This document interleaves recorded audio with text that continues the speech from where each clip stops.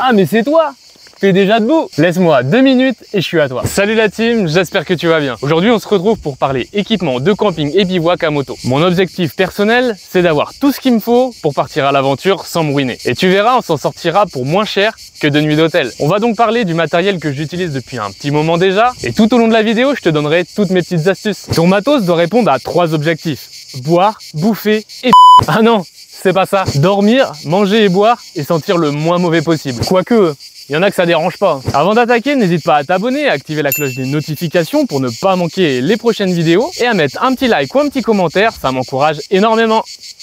Quand on parle de bivouac ou de camping, évidemment, on pense tout de suite à la tente. De 10 à plus de 1000 €, il y en a vraiment pour tous les goûts et tous les portefeuilles. Pour ma part, je suis parti sur la MH100 2 personnes de chez Decathlon. Il s'agit effectivement du premier prix en tente chez eux. Tu verras dans la vidéo, il y a pas mal de matériel Decathlon. Pour moi, c'est le bon rapport qualité-prix SAV. Alors effectivement, il est donné pour 2 personnes. Néanmoins, avec tout le matériel que tu peux mettre à l'intérieur, entre le casque, les équipements de moto, etc. Ben franchement, 2 personnes, moi j'y crois pas. Je trouve que pour un, c'est déjà pas trop grand. Donc elle pèse environ 2,6 kg, ce qui n'est pas trop lourd pour des tentes de cette gamme-là. Elle est pas chère et elle est simple. Niveau étanchéité ou condensation, je n'ai jamais eu de souci avec, clairement. Elle fait très bien le job de ce point de vue-là. Le seul reproche que j'aurais à lui faire, en fin de compte, c'est qu'elle prend quand même pas mal de place et du coup, elle rentre pas dans une de mes sacoches ou dans mon sac à dos. Donc je suis obligé de la sangler par-dessus la moto. Ce que j'aime pas trop faire, c'est la laisser comme ça quand je me gare sur un parking, etc. Mais bon, après on est sur une tente à 30 €, donc si on me la tire, bah tant pis, je vais en racheter une chez Decathlon. Honnêtement, l'installation et le rangement, c'est 2 minutes, donc c'est très rapide. Il y a quand même quelques aspects pratiques, comme les 2 filets qui se trouvent à l'intérieur pour ranger le téléphone, la lampe, etc. quand tu dors, ainsi qu'une petite moustiquaire de ventilation à l'entrée de la tente. Donc après, pour une utilisation plus régulière, il existe la même tente, mais en version Fresh and Black. C'est la technologie Decathlon qui permet la réduction de la chaleur à l'intérieur, ainsi que la réduction de la luminosité, ce qui peut être un intérêt si tu veux faire une petite grasse mat par exemple. Pour réduire le poids et le volume, il existe des tentes vraiment dédiées au trekking, mais en revanche, tu multiplies tout de suite le prix par 4 ou 5. Donc on est carrément plus sur le même budget. Tout dépend de ton utilisation, encore une fois, et de ton budget. Tant qu'on parle de poids et de volume, pour moi, il y a 3 types de motards. Ceux qui s'en foutent du poids, ceux qui font la chasse au moindre gramme et les autres. Déjà, pour ceux qui s'en foutent, il va falloir m'expliquer comment ils font pour rouler avec une moto chargée jusqu'au ciel. Je ne vois pas le plaisir qu'il peut y avoir, surtout en off-road. Pour moi, c'est surtout se rajouter de la fatigue sur les gros road trips. À l'extrême inverse, je ne pense pas qu'il soit nécessaire de faire une fixette sur ce sujet non plus. Ben pourquoi? À mon sens, il vaut mieux chercher le bon compromis entre une moto qui reste pilotable en toutes circonstances et un confort correct en bivouac. Parce qu'on peut dire ce qu'on veut, mais enchaîner les heures de bécane, c'est quand même fatigant. Et si quand tu descends de ta moto, c'est aussi la galère, bah tu vas le subir ton voyage en fait. Après, tout ça reste très subjectif, chacun a sa propre perception du confort et du poids, et l'important c'est de trouver quelque chose qui te convienne. Pour le matelas, je suis sur le MT500R en taille L, toujours de chez Decat, celui-là. Il fait 1,7 litre une fois replié, ce qui est plutôt compact quand même, et ne pèse que 500 grammes. Le gonflage est hyper rapide, franchement t'as 10 insufflations à faire dedans. Et côté confort, je suis plutôt mitigé quand même sur certains aspects. Au niveau du dos déjà, je suis bien, avec mes 72-73 kg, j'ai du confort, je ne sens pas du tout ce qu'il y a sous le matelas. C'est plus en termes de largeur au niveau des coudes que j'ai des petits soucis, c'est-à-dire qu'en fait, mes coudes ont tendance à sortir du matelas, déborder sur les côtés du matelas, ce qui n'est pas toujours très agréable. Et pour mes 1,78 m, la taille L est vraiment le minimum en termes de longueur. C'est-à-dire j'aurais presque pu partir sur une taille XL. Bon, rien de dramatique en soi. Côté confort thermique et sans rentrer dans de la physique poussée, quand on choisit un matelas, il faut regarder ce qu'on appelle la Air Value. Cette valeur représente la résistance thermique du matelas. Plus elle est élevée et mieux tu seras isolé du sol. À titre d'exemple, ce matelas a une Air Value de 1,5. Il est donné par Decathlon pour des températures supérieures à 8 degrés. Mais ça ne veut rien dire, car c'est plus la température du sol qui est importante, plus que celle de l'air en fin de compte. À mon sens, il est suffisant tant que tu vas pas taper dans de l'hivernal. J'ai passé déjà des nuits à moins de 5 degrés et j'ai eu froid, mais c'était pas à cause du matelas. En alternative, il existe des matelas en mousse. Alors je vais te montrer, voilà. Tu vois, ça se déplie. Alors ça c'est super, ou pas d'ailleurs. Parce que quand tu regardes, t'as vu le volume que ça prend par rapport à ça? Voilà. Alors c'est sûr, ça c'est 10 €, ça c'est 45 €. Mais clairement, en termes d'utilisation pour la moto, ça, on oublie. Après, en autre alternative, il existe aussi des lits de camp. J'ai vu l'autre fois la vidéo de Greg les apprentis voyageurs. Il utilise ça, lui. Alors, c'est sûr, il y a plus de confort. Ça, il n'y a pas de sujet. En termes de poids et de place, ce sera clairement pas la même qu'un matelas de trekking. Allez, on passe au sac de couchage. Jusqu'à il y a pas longtemps, j'avais le sac de couchage de monsieur, madame, tout le monde. Et c'est une grosse erreur. Pourquoi? Premièrement, à cause du confort thermique. Il était donné pour 15 degrés et très franchement, on arrive très vite, trop vite aux limites. Alors à la mi-saison ou l'été dans le sud de la France, ça va bien, mais suivant où tu vas, ce ne sera clairement pas toujours suffisant. Il est clair qu'il faut adapter son sac de couchage à nos ambitions et nos objectifs. Cela dit, pour gagner un petit peu en chaleur, il n'est pas nécessaire de s'emmitoufler sous 25 couches de vêtements, ce serait clairement contre-productif. Personnellement, je mets chaussettes, sous-vêtements, survêtements et une sous-couche thermique. Et déjà, ça permet facilement de gagner entre 5 et 10 degrés sur la température de ton sac de couchage. Deuxièmement, à cause de son volume. Il prend beaucoup trop de place. Il existe des duvets vraiment compacts conçus pour la randonnée et le trekking. Et clairement, l'écart est énorme. Je vais te montrer. Donc ça, c'est mon ancien sac de couchage, donc le premier dont je te parlais. Et ça, c'est mon nouveau. La différence est juste énorme en fait, en termes de volume. Ça te prend la moitié d'une valise, et ça, ben, t'as encore de la place pour mettre pas mal de choses avec. Il faut quand même garder en tête que plus ton sac de couchage sera résistant au froid, plus il prendra de la place. Néanmoins, entre deux conceptions, voilà, pour la même température donnée, t'as quand même un écart monstrueux, quoi. Donc encore une fois, il faut trouver le bon compromis entre la température de confort et le volume du duvet. Du coup, ce sac de couchage est le MT500, toujours de chez Decat. Il fait seulement 700 grammes pour un volume de 4,5 litres, ce qui est très intéressant. Alors, c'est un 15 degrés, donc ce qui est pas très chaud, mais tu le verras, on a d'autres techniques pour se réchauffer en bivouac. Il existe des chaufferettes. La couverture de survie est également un moyen très efficace que ce soit de se protéger du chaud ou du froid. Et après, pour le reste, il suffit d'être un petit peu imaginatif. Et pour compléter, tu peux ajouter un sac de viande. C'est un drap qui vient se mettre entre le duvet et toi. Et il présente deux intérêts. Un, ça protège un peu le sac de couchage. Si tu pars quelques jours ou quelques semaines, tu n'auras qu'à laver le sac de viande et non le duvet entier. Généralement, il est en soie, ce qui permet un séchage très rapide. Alors, je ne sais pas toi, mais personnellement, je ne peux pas dormir sans oreiller. Du coup, j'ai pris celui-ci, le MT500, toujours de chez Decat. Véritablement, en 3 insufflations, il est gonflé. Et une fois replié et rangé, je peux t'assurer, il fait la taille de mon poing. Ça, c'est top. En termes de confort, clairement, il est doux et moelleux. La housse extérieure qu'on voit ici est amovible et du coup, tu peux la laver facilement. Clairement, je suis amoureux de cet oreiller. Je pourrais dormir tout le temps dessus. Allez, avant de passer à la suite, on fait les comptes sur la partie couchage. Donc, la tente, 30 €, le matelas, 50 €, le sac de couchage, 45 € et l'oreiller, 20 €. Ce qui nous fait un total de 145 €.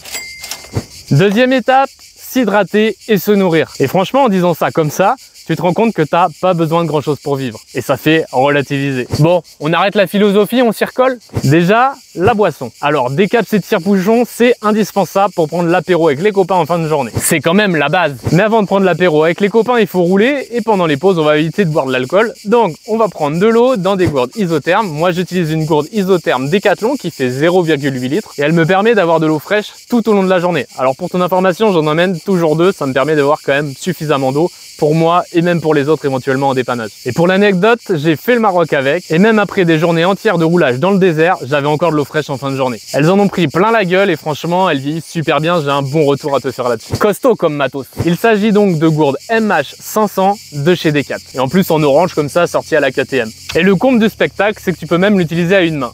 Je déverrouille, j'ouvre. Et je referme et je reverrouille. Et là, tu vas me demander, mais comment tu fais pour avoir de l'eau potable en pleine nature? Pour ça, j'ai des pastilles de purification d'eau. 1 par litre, c'est suffisant. Et au bout de 30 minutes, tu as de l'eau potable. C'est magique. Alors évidemment, il faut de l'eau claire parce que si tu essayes avec de la bouillasse, bah non, ça va pas marcher. En tout cas, c'est super pratique que ce soit en pleine pampa ou à l'autre bout du monde. Je ne vais pas te citer de marque, mais tu peux en trouver un petit peu partout, en pharmacie, dans les enseignes de sport, etc. Et une pastille ne coûte que quelques centimes. Alors juste un conseil, avant l'utilisation, prends bien le temps quand même de lire la notice, car toutes les pastilles n'ont pas la même utilité, ni le même mode d'utilisation. Maintenant qu'on a de l'eau, passons à la partie bouffe. Alors ça va te surprendre, mais ce n'est pas du matériel Decathlon.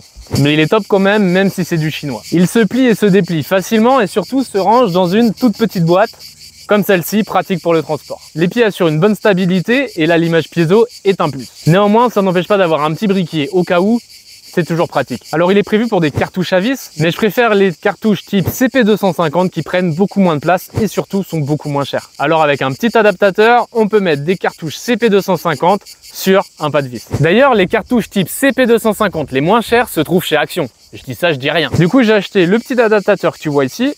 Hop, je vais te le montrer. Tac, la cartouche.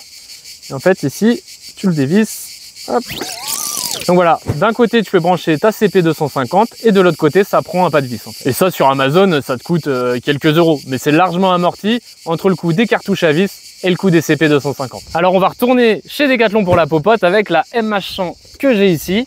Voilà, elle est prévue pour une personne et franchement elle est très bien. Dedans tu as une casserole en inox, un couvercle qui fait également passoire, avec les petits trous qu'on a sur la partie basse ici. Bien vu des 4 découverts, couteau, fourchette, cuillère et une petite assiette. Alors, personnellement, l'assiette, je ne l'emmène jamais. Ça me gagne beaucoup de place, je mange directement dans la casserole. Et ça me permet également de mettre des affaires, du coup, à la place de l'assiette.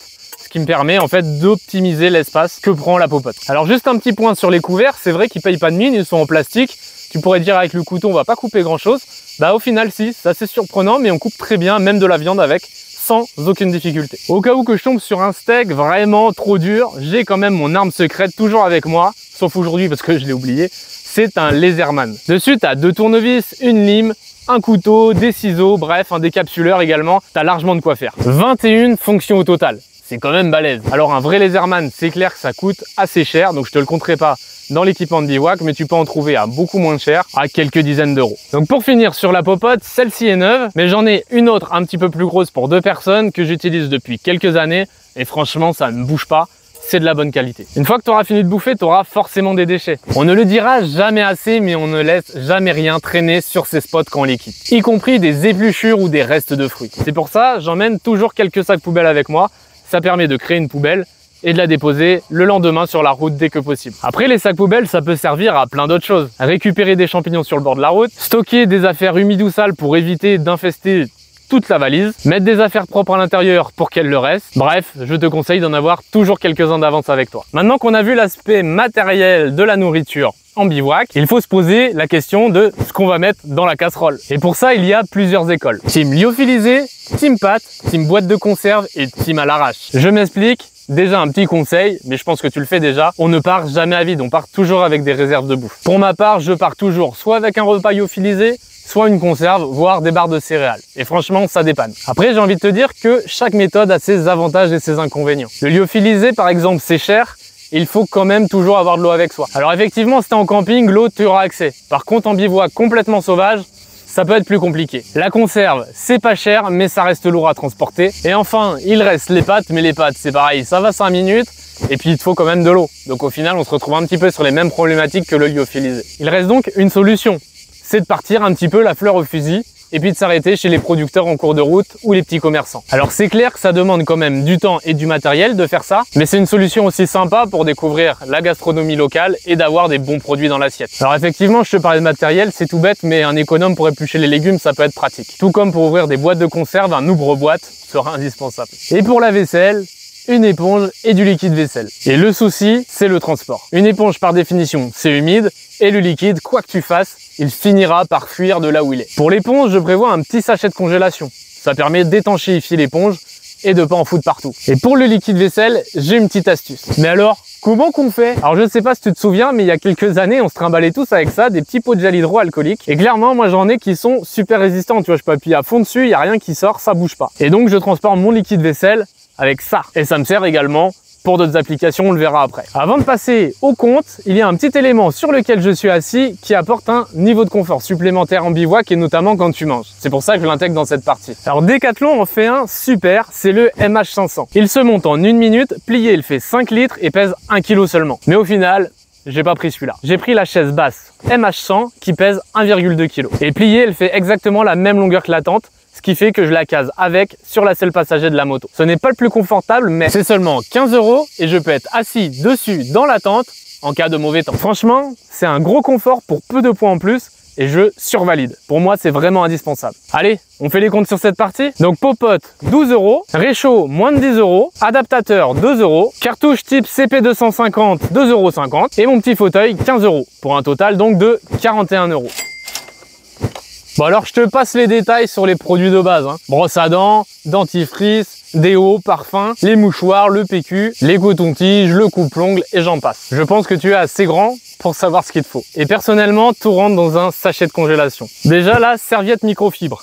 Gain de place et séchage rapide. Comme je le disais plus tôt, le destin des liquides, c'est de fuir partout dans tes valises. De fait, il faut les éviter un maximum. Donc pour te laver, déjà tu prends pas de savon liquide. Tu prends un bon savon solide que tu peux transporter dans un sachet de congélation. Et à mon sens, le mieux c'est de se laver au gant de toilette, même si c'est vrai qu'après le gant, faut soit le transporter, soit le faire sécher avant de partir, ce qui est pas forcément hyper pratique non plus. Après, ce qui est pas mal aussi, c'est les lingettes, ce qui permet de cibler clairement les endroits qui puent. Moins écolo, surtout si t'as un crado qui les jette dans la nature. Alors toujours dans la même logique d'éviter les liquides, il existe des shampoings secs en spray qui se vendent en grande surface. Ça permet d'éviter le classique shampoing en liquide qui va forcément fuir partout. Maintenant, si tu pars pour un road trip de plus d'une semaine, tu auras du mal à emmener autant d'affaires que nécessaire. Même moi qui ai tendance à emmener pas mal d'affaires et avoir un volume de bagagerie conséquent sur la moto, je n'emporte jamais plus de 5 changes, que ce soit en sous-vêtements ou en t-shirt. À cela vient s'ajouter un short ou un pantalon suivant la saison et la météo, des sous-couches thermiques qui viennent me servir aussi bien quand je roule en moto que pour me réchauffer sous la tente, et quelque chose d'indispensable pour changer des bottes de moto en fin de journée, c'est vraiment un gros confort, des tongs ou des baskets. Alors évidemment, tout ça, il faut l'adapter à la saison et suivant l'endroit où tu vas. Alors en termes de stockage, tout à l'heure, on parlait des sacs poubelles, je te disais que ça me servait à autre chose. Clairement, je n'utilise que ça pour stocker mes affaires, pour dissocier les affaires propres des affaires sales, ainsi que les paires de chaussures. Alors, si ton voyage se prolonge, tu auras besoin de laver tes affaires. Tout à l'heure, on parlait des liquides, donc toujours dans la même logique, si tu as besoin de laver tes fringues, tu vas pas emmener de lessive liquide. Moi, personnellement, ce que je fais, c'est je prends un sachet de congélation, je mets de la lessive en poudre dedans, je ferme bien, et voilà, je suis pas embêté. Bon, c'est sûr, ça fait un petit peu pochon de drogue quand tu regardes de plus près, mais c'est encore ce que j'ai trouvé de plus pratique. Et pour finir, j'ai une petite corde à linge de chez Action que je peux accrocher du coup entre la moto et la tente, éventuellement entre deux motos, entre des arbres, etc. Peu importe, il y a des petits crochets au bout, c'est super pratique. T'as des pinces à linge intégrées, c'est pas cher. Top. Parce que oui, on a toujours des affaires à faire sécher. Après, c'est à toi de voir si tu en as besoin ou pas. Mais moi, je me dis, pour le prix que je l'ai payé, franchement, c'est pratique. Allez, donc on va se faire un petit point finance. Donc corde à linge, 2 €, serviette microfibre, 15 €. Donc pour un total, allez, je te fais cadeau, 20 €. C'est cadeau, ça me fait plaisir. Maintenant, il reste à charger tout ça sur la moto et à l'équilibrer. Mais ça sera l'objet d'autres vidéos. Allez, on fait le bilan des dépenses. Donc pour récapépète, au niveau des finances, ce qu'on a dit, c'est partie sommeil, 145 €, partie nourriture plus chaise, 41 € et partie hygiène, 20 €, soit un total de 206 €. Donc on a bien atteint l'objectif de s'équiper pour moins que 2 nuits d'hôtel. Objectif atteint. Après, tu peux encore baisser la facture en allant chercher sur le marché de l'occasion. Avant de conclure, les setups de camping, pour moi, c'est un petit peu comme une maison, ce n'est jamais terminé. Tu as toujours des choses à modifier, à rajouter, à remplacer, etc. Et là, comme ça, déjà, il te vient peut-être des idées. La batterie externe pour charger les GoPro, les téléphones, etc. Des allumes-feu pour faire un petit feu de camp en fin de journée, ça peut être sympa pour se réchauffer notamment. Une trousse de secours, un minimum d'outillage, ainsi que des lumières. Allez, je vais faire une petite aparté sur la trousse de secours. Car pour moi, c'est vraiment un indispensable, car ça permet d'avoir toujours à proximité des compresses, des pansements, du désinfectant, une couverture de survie et des tire-tiques. C'est aussi bien utile pour soi que pour les autres. Et franchement, ça peut sauver des vies. Alors, pour le prix que ça coûte, entre 10 et 30 €, ce serait dommage de s'en priver. Après, à toi de voir ce qui t'est vraiment utile ou pas. Si cette vidéo t'a plu, n'hésite pas à me le faire savoir en mettant un petit like ou un petit commentaire, ça me fait toujours énormément plaisir. Et pour ne pas manquer les prochaines sorties, road trip ou retour d'expérience, abonne-toi et active la cloche de notification. Allez, ciao!